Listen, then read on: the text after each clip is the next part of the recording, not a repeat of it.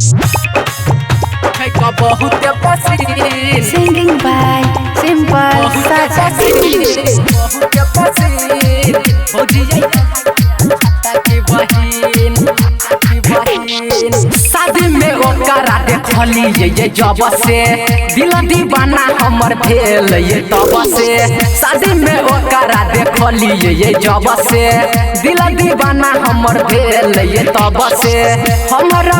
भौजी करू न यकीन साचे कहै छै भौजी करू न यकीन छै क बहुत पसीन भौजी ये अहाँ के छोटा की बहिन छै क बहुत पसीन भौजी ये अहाँ के छोटा की बहिन DJ Sumit Satish Raima. Annu Recording Studio. भौजी ये अहाँ के हमर के अहाँ हाल पूछै छी पूछू हमारा दिल के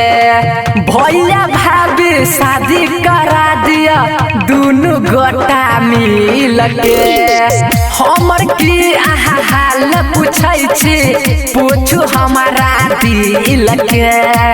भैया भाभी शादी करा दिया दुनु गोटा मिल के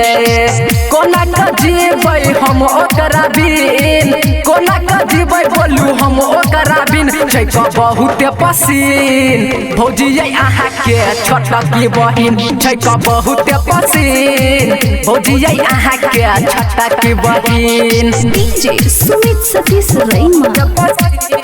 Annu Recording Studio.